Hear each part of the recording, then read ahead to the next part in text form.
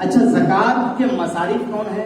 ہم زکات دیتے ہیں، آج کس کو ہماری زکات چلی جاتی ہے، لہذا ہمارا یہ رویہ نہیں ہونی چاہیے. جس کو زکات، جو زکات کے مستحق ہیں اسی کو زکات دے. بعض علماء نے فرمایا کہ اس کے رشتہ دار میں جو زکات کے حقدار ہیں اور زکات کا مال اپنے رشتہ دار کو نہیں پہنچاتا ہے، وہ اپنا مال زکات کا جو باہر پہنچاتا ہے، تو بتائے گئے علماء کرام فرماتے ہیں کہ ایسے لوگوں کی نہ نماز قبول ہوتی ہے، نہ روزہ قبول ہوتا ہے، نہ زکات قبول ہوتی ہے.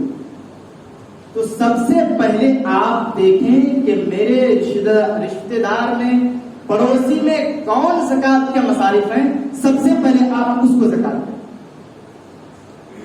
زکات کے مصارف کتنے ہیں؟ 8 لوگ: فقیر، مسکین، رقاب، غارب، فی سبیل اللہ، ابن السبیل، عامل. اس کے بعد جو ایمان لائے، گمان ہو کہ یہ کافر ایمان لائے، تو ایسے شخصوں پر. اچھا اس کی بھی تشریح میں کر دوں کہ فقیر کون ہے، مسکین کون ہے، عامل کون ہے، رقاب کون ہے، غارب کون ہے. بہت سارے لوگوں کو اس کی تشریح پتہ نہیں ہوتی ہے، بس کسی کو بھی چاہے زکات دیتے ہیں. میں نے وہ بھی فقیر دیکھا ہے جو بازے کے ساتھ آتے ہیں، آٹو رکشہ لے کر کے مال بھر کے لے جاتے ہیں، پھر خالی کر کے پھر آتے ہیں. شریعت میں ایسے لوگوں کو دینے سے منع فرمایا گیا. جس کی صحت اچھی ہو، کما سکتا ہے، اس کو آپ نہ دیں. وہ کہے گا میں اب میرے پروج تک یہ چلا آ رہا ہے، میرے باپ دادا یہ کرتے ہوئے آ رہے ہیں، نہیں. اس کو جوڑیں گے تو اب وہ شریعت کے حساب سے جو ہے غریب نہیں رہا، تو آپ اس کو مال کی زکات نہ دیں. اس کی تشریح کر دوں کہ فقیر اسے کہتے ہیں جس کے پاس مال ہے. مال یعنی حاجت اصلیہ میں کوئی چیز ہو.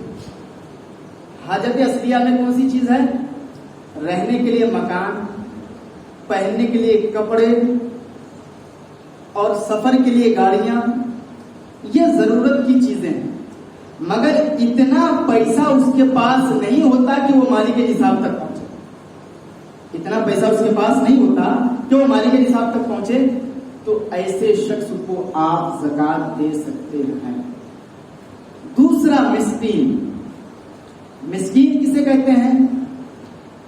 نہ جس کے پاس رہنے کا مکان ہو، نہ چلنے کے لیے گاڑی ہو، نہ پہننے کے لیے کپڑے ہو، نہ کھانے کے لیے کوئی زر ہو، کوئی چیزیں ہوں. یعنی وہ ایسی چیزوں میں رہتا ہے، جھوپڑ پٹی میں، ایک دم اپنا پیٹ پالنا مشکل ہے. تو ایسے شخص کو کیا بتایا گیا؟ مسکین. اب آپ اسے بھی زکات دے سکتے ہیں. ٹھیک ہے. تیسرا رقاب. رقاب اسے کہتے ہیں جس کی گردن پہ زنجیریں لگی. آپ اسے زکات دیں کہ وہ اپنے آقا سے اپنی جان چھڑائے. آپ زکات دیں گے، اس کا آقا اس غلام کی جان کو چھوڑ دے گا، تو ایسے شخص کو بھی آپ زکات دے سکتے ہیں. چوتھا غارم. غارم اسے کہتے ہیں جو قرض میں ڈوبا ہوا ہے، قرض میں مبتلا ہے. اب اتنی رقم اس کے پاس نہیں ہے کہ وہ اپنا قرضہ ادا کرے، تو لہذا آپ ایسے شخص کو بھی زکات دے سکتے ہیں. چوتھا. پانچواں پہ آیا ہے فی سبیل اللہ. فی سبیل اللہ یعنی جو اللہ کے راستے میں. اللہ کے راستے کا مطلب کوئی انسان جہاد کرنے کے لیے جا رہا ہے یا کوئی حج کرنے کے لیے جا رہا ہے، تو کوئی اگر حج کرنے کے لیے جا رہا ہے وہ آپ سے سوال کرے تو یہ حرام. حج کرنے والا اگر آپ سے سوال کرے کہ میں حج کرنے کے لیے جا رہا ہوں، مجھے مال دے دیں، تو ایسے شخص کو مانگنا حرام. لہذا وہ بغیر مانگے وہ ضرورت مند ہے تو آپ اسے ایسے ہی دے سکتے ہیں. اسے کیا بتایا گیا ہے؟ فی سبیل اللہ. اور وہ لوگ جو اللہ کی راہ میں جہاد کرنے کے لیے گیا، یا وہ لوگ مدرسے کے بچے جو مدرسے میں پڑھنے کے لیے جاتے ہیں، وہ راستے میں ہے، تو آپ اسے بھی زکات دے سکتے ہیں. یہ کتنا ہو گیا؟ पांचवा। छठा क्या है? आमिल है। पांचवा हुआ ना, छठा आमिल है, यानी शरीयत ने जिसको ज़कात वसूल करने के लिए मुकर्रर किया हो, शरीयत ने जिसको ज़कात वसूल करने के लिए मुकर्रर किया गया हो, तो आप उसे भी ज़कात दे सकते हैं। ठीक है, क्योंकि बेचारा वो वसूल करता है। अब यह खत्म हो गया। बादशाह पहले देखते थे आमिल को कि जाओ तुम वसूल करके लाओ, लेकिन अब यह खत्म हो गया। लोग चालाक, होशियार और अच्छे दिमाग वाले खुद हो गए हैं, खुद ही अपनी ज़कात निकाल के दे देते हैं। जिहाद वाला भी खत्म है और आमिल ये भी खत्म, ये खुद ही लोग दे देते हैं। उसके बाद सातवां, इब्नुस सबील, यानी मुसाफिर। मुसाफिर कौन है? कि सफर के लिए निकला है, अब उसके पास पैसे नहीं है, वो जरूरतमंद है। अगरचे वो मालदार है, लेकिन अब उसको जरूरत की चीजें दे सकते हैं, यानी वो मुसाफिर है, उसके पास माल नहीं है, माल उसके इलाके में है ना, वो तो मुसाफिर है, लेकिन सफर में उसको वो मुसाफिर की हैसियत से है, तो अब आप उसको ज़कात दे सकते हैं, आपकी ज़कात अदा हो जाएगी। आठवां मुसारिफ कौन है? वो शख्स जो काफिर है, ईमान लाने का गुमान है कि ये शख्स ईमान लाएगा, मुसलमान होगा, तो अब आप उसकी दिल जोई करने के लिए उसे ज़कात दे सकते हैं, ताकि उसका दिल इस्लाम की तरफ भर आए, ताकि वो ईमान ले आए। ये 8 मसारिफ हैं ज़कात की। और ज़कात में सबसे अहम चीज क्या है, इसको देखिए आप। ज़कात में किसी को अगर ज़कात की रकम दें, तो ज़कात देने की जो शरीयत में हकीकत जो आई है वो ये आई है, किसी को भी आप ज़कात दें तो ये ना कहे कि मैं आपको ज़कात की रकम दे रहा हूं। इसलिए अल्लाह ने फरमाया कि ज़कात, ये इंसान को अपनी अपनी इज्जत सबको प्यारी होती है, लिहाजा कोई फकीर हो, आप कहें मैं आपको भीख दे रहा हूं, तो उसके दिल में चोट पहुंचेगी। किसी कोई ज़कात के मसारिफ है, ज़कात दे रहे हैं आप, तो आप कह रहे हैं कि मैं आपको ज़कात दे रहा हूं, नहीं, नियत आपकी ज़कात की है, या जो आपके मसारिफ जो आपके दरवाजे के पास आए, इस महीने में आएगा तो मान लेंगे, जान लेंगे आपकी ज़कात ही के लिए आएगा, तो ज़कात का माल उसे दे के मालिक बना के दरगुजर कर दें, लेकिन आप उसे ये ना कहें कि मैं आपको ज़कात का माल दे रहा हूं। आप उसे ये ना कहें कि मैं ज़कात का माल दे रहा हूं, वरना दिल में चोट पहुंचेगी, दिल में शिकवा शिकायत अगर समझी तो आपकी ज़कात वाजिब नहीं होगी, या आपकी ज़कात अदा नहीं। समझे मसला, समझे आप। उसके बाद जो फकीर ऑटो रिक्शा गाना बजाना म्यूजिक के साथ आता है, आप तो उसको ज़कात कतई ना दो। वो अगर आपके पास उज्र पेश करे कि मेरे बाप दादा पूर्वज तक चला आ रहा है, नहीं, सेहत याब है, बुखारी की हदीस है, वो अगर कहे कि नहीं ये फकीर है, पूर्वज तक चले आ रहे, नहीं, जब हदीस ने कह दिया यार, मुस्लिम बुखारी तिरमिजी की हदीसों में ऐसा लिखा है कि सेहत याब को जो है देने से मना फरमाया गया, तो आप कैसे कहेंगे नहीं दो इसको? यानी बुखारी और मुस्लिम से भी ज्यादा आपकी हैसियत है।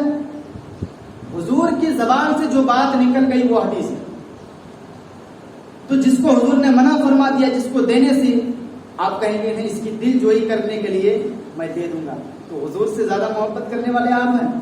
तो ऐसे शख्सों को अगर आप इस तरह से ज़कात देंगे तो आपकी ज़कात अदा नहीं होगी, इसलिए क्योंकि यार शरीयत ने जो माल मुकर्रर किया है यह गरीबों, मिस्किनों, बेवा, यतीमों के लिए है। पहले आपने रिश्तेदार को देखे, वो तो कमाने के लायक है, वो कहीं जाके कमा सकता है, तो आप ऐसे लोगों को क्यों देंगे जो जरूरत के मुसाफिर है, जरूरतमंद है। आप देख रहे हैं कि आपकी नजर के सामने है और ये बेचारा इसके पास माल दौलत कुछ नहीं आ रहा है, यह खुद मुस्तहिक है ज़कात के, लेकिन हम अपना माल बाहर बेचते हैं, तो ऐसे में आपकी ज़कात अदा नहीं होगी। ज़कात अगर अदा हो भी जाएगी तो सवाब उतने सवाब के मुस्तहिक नहीं होंगे जितने सवाब के मुस्तहिक आप अपने गाँव के, अपने रिश्तेदार के, अपने पड़ोसी के मसारिफ को देते। ये बात आपके समझ में आ गई। उसके बाद ज़कात के लिए कोई शख्स کوئی اچھا انسان ہے یعنی صحت یاب ہے، کوئی اگر کسی سے کہتا ہے کہ مجھے زکات دو، تو وہ سوال اگر کرے تو یہ حرام ہے۔ فقیر کے لیے سوال ناجائز و حرام ہے، اور مسکین کے لیے سوال حلال ہے۔ فقیر کے بارے بتا دیا، جس کے پاس ضرورت کی چیزیں ہو مگر اتنا پیسہ نہیں ہو پاتا اس کے پاس کہ وہ مالی کے نصاب تک پہنچے، تو ایسے شخص کے لیے سوال حرام ہے۔ مسکین جس کے پاس کچھ بھی نہیں ہو وہ سوال کر سکتا ہے، تو آپ اسے دے بھی سکتے ہیں، اور فقیر کو دینے سے افضل ہے کہ آپ مسکین کو دیں، کیونکہ فقیر کے پاس تو کچھ ہے، مسکین کے پاس کچھ بھی نہیں ہے، تو آپ اس کو دیں گے تو زیادہ سے زیادہ ثواب کو مسلم ہوں گے۔ اچھا ایک چیز اور مسئلے میں بتا دوں، کیا زکات مال پر یعنی مکان پر، اوزار پر، گاڑیوں پر، گھوڑوں پر، ان چیزوں پہ زکات واجب ہوتی ہے؟ ایک بات ضروری یاد رکھیں کہ مال میں نے بتایا کہ 4 چیزوں پر واجب ہوتی ہے: سونا، چاندی، مال تجارت اور نقد۔ مال تجارت یعنی آپ نے 10 لاکھ روپے کا سامان گوڈاؤن میں بھرا، دھیان سے سنیں، 10 لاکھ روپے کا سامان مال آپ نے گوڈاؤن میں بھرا، تو اب دیکھ رہے ہیں آپ کہ یہ جو میں بیچ رہا ہوں اس کی قیمت کتنی آئے گی۔ آپ کی تجارت کی نیت ہے، بیچنے کی نیت ہے، تو بیچنے کی نیت میں دیکھیں گے کہ سال بھر میں کتنا فائدہ ہو رہا ہے، کتنا نقصان ہو رہا ہے، یعنی اس مال میں سے اگر آپ کا فائدہ اتنا ہو کہ 7.5 تولہ سونا یا 52.5 تولہ چاندی خریدی جا سکتی ہے تو آپ پر زکات واجب ہے۔ کسی کے پاس مثال کے طور پر مکان پہ، دکان پہ، مکان پہ، مال و زر پہ، ان چیزوں پہ زکات نہیں۔ ہاں اگر آپ نے پلاٹ خریدا 20 لاکھ روپے کا، اس نیت سے خریدا کہ اس پلاٹ کو میں خرید لیا، اس کو میں بعد میں رکھوں گا، اس کی قیمت 2 سال کے بعد اگر بڑھے گی تو میں بیچوں گا، اگر بڑھے گی تو میں بیچوں گا، اگر نہیں بڑھے گی تو اس کو میں صرف کروں گا، اپنے میں رہوں گا، یعنی میں خود اس میں بساؤں گا۔ اس نیت سے اگر آپ نے خریدی تو اب نیت اس پہ دیکھی جائے گی، جب آپ بیچیں گے تب آپ پر زکات ہوگی اس مال میں، ورنہ نہیں۔ مکان لے لیا ہے، مکان حاجت اصلیہ میں ہے، وہ خرید فروخت کرنے والی چیز نہیں ہے۔ اگر آپ فروخت کرنے کی نیت سے لیا ہے کہ میں اس مکان کو خرید رہا ہوں، لہذا اس کی قیمت جو ہی بڑھے گی تو میں اس کو بیچ دوں گا، تو ایسے مکان پہ ایسی چیزوں کو بتایا گیا کیا مال تجارت، تب اس پر زکات واجب ہے، زکات دے سکتے ہیں اس کی، ورنہ اگر آپ رہنے کے لیے تو اس کی زکات نہیں ہے۔ مثال کے طور پر کسی کے پاس 10 گاڑیاں ہیں تو کیا گاڑیوں پہ بھی زکات ہے؟ تو سمجھے اس بات کو، اگر آپ کے پاس 10 گاڑی ہے تو وہ 10 گاڑی آپ کس کے لیے رکھیں یہ دیکھیے گا۔ اگر آپ کی ضرورت کے لیے ہے 10 گاڑیاں، آپ کی ضرورت پوری ایک گاڑی سے نہیں ہو سکتی ہے، لیکن آپ نے 10 رکھا ہے، اچھا 10 رکھنے کے لیے اس کا تو ثواب عذاب جو بھی ہوگا ہی، لیکن آپ کو اس پر زکات واجب اس طور پہ ہو سکتی ہے کہ آپ نے اس 10 گاڑی کو خریدا تو آپ نے مال تجارت کی نیت سے خریدا تو اس پر زکات واجب، ورنہ اگر آپ نے صرف شو کے لیے رکھا ہے، دروازے پہ چلانے کے لیے، ضرورت کے لیے، تو اس پر زکات واجب نہیں۔ امید کرتا ہوں کہ میرے خیال سے آپ کو مسئلہ سمجھ میں آ گیا ہوگا۔ وآخر دعوانا الحمدللہ رب العالمین، استغفر اللہ۔